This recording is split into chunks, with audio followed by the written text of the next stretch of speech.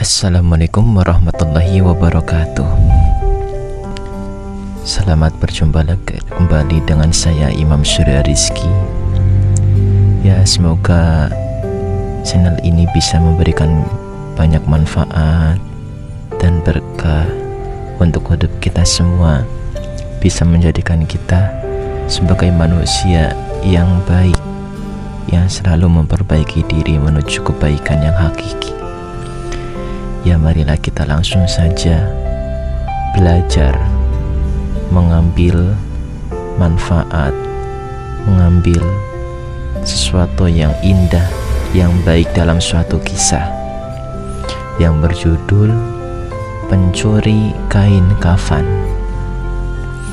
Jadi, dahulu di Baghdad terdapat seseorang lelaki yang sering mencuri kain kafan.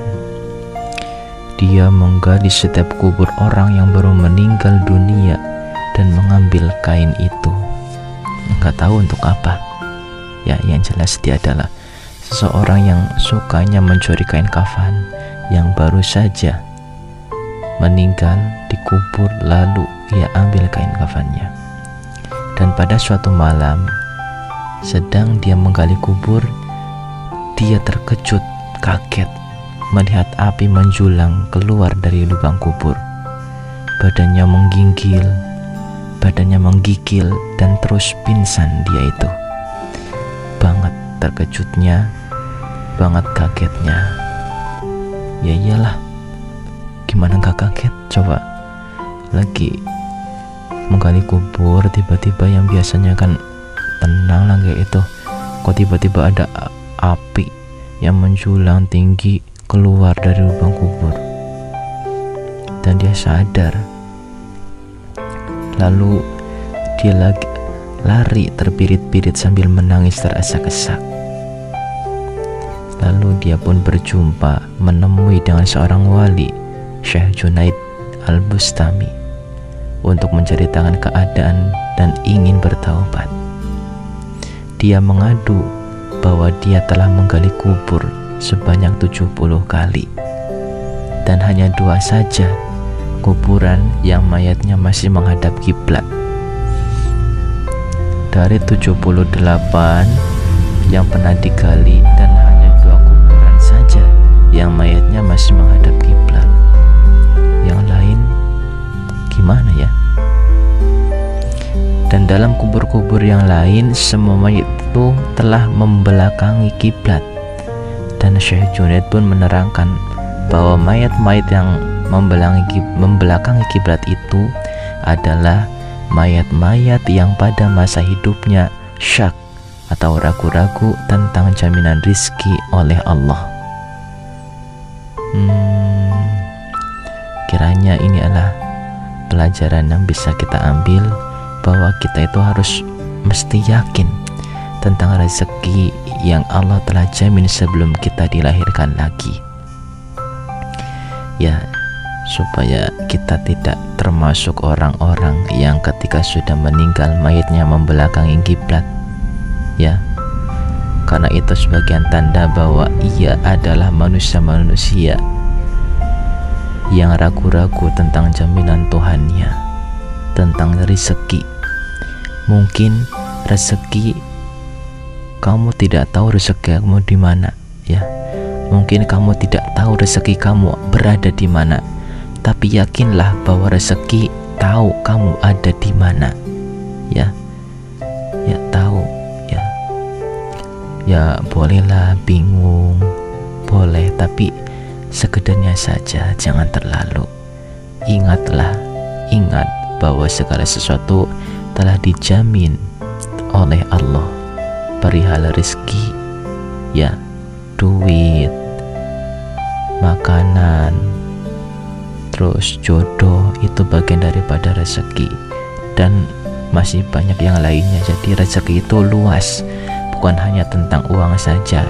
Dan kebanyakan manusia mengatakan dan mengartikan rezeki itu adalah uang. Jadi ketika diberi apa, diberi kesehatan, enggak mengatakan rezeki. Baru kalau dapat uang, alhamdulillah dapat rezeki ya Allah.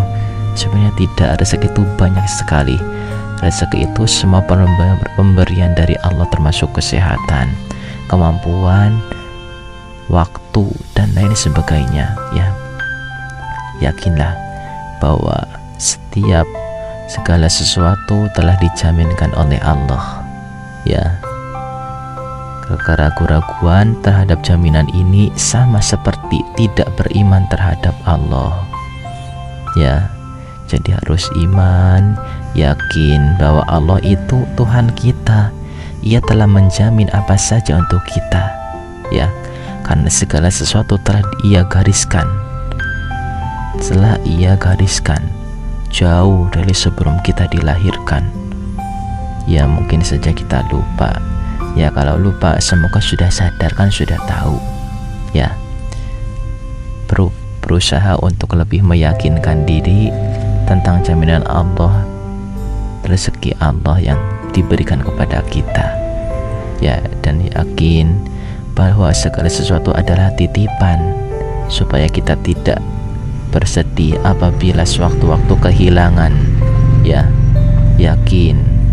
Seperti contoh, ambillah pelajaran daripada tukang parkir.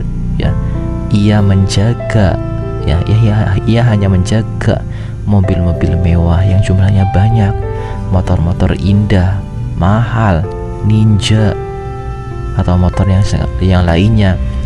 Ya, lalu ketika sang pemilik motor itu datang mengambil motornya, ia tersenyum. Ya, begitulah kiranya kita harus seperti itu. Ya, memang sulit, tapi harus dicoba dan berusaha supaya bisa. Ya, karena tanpa mencoba kapan kita bisa? Ya, Allah itu mengaruniakan hidayah kepada siapa yang Ia kehendaki, meskipun pada mulanya dia adalah seorang yang ahli maksiat. Ya, jadi jangan terlalu mempermasalahkan keburukan orang lain. Jangan terlalu menganggap jelek orang lain. Bahkan jangan terlalu menganggap seorang itu jelek, orang ahli maksiat. Jangan terlalu, karena sebisa mungkin, karena bisa-bisa saja ketika waktu sudah pada tepatnya ia bisa berubah dari seorang yang ahli maksiat, lalu ia sadar tobat dan menjadi ahli orang yang selalu taat. Bisa jadi karena banyak sekali orang yang dahulunya ahli maksiat, lalu ia sadar tobat, diberikan hidayah oleh Allah, ia menjadi orang yang taat, bahkan bisa melebihi taatnya orang-orang yang sudah taat sebelumnya. Ya, dan bisa jadi saja orang yang sudah taat, ibadah selalu, ya, tapi pada suatu hari ia diberi cobaan, dicabutlah imannya. Ya, seperti kisah Barseso itu, ya. Maka begitu, ya, apabila ada orang buruk, yakinlah bahwa ia kelak akan menjadi baik. Dan ketika kamu dalam keadaan baik, jaga-jagalah kebaikanmu. Jangan pernah besar kepala, jangan pernah sombong atas kebaikan yang engkau punya. Jangan menghina atau memandang rendah orang yang ahli maksiat. Jangan-jangan dia akan bertukar menjadi orang yang soleh, sedangkan kita belum tahu. Ya, gitu. Keraguan terhadap jaminan rezeki adalah satu dosa yang balasannya diterima di dalam kubur lagi. Itu jadi ketika seseorang itu mati, ya, ketika seseorang itu mati dalam kubur, apa ia adalah orang yang baik, ia akan menikmati kenikmatan seperti di taman-taman surga.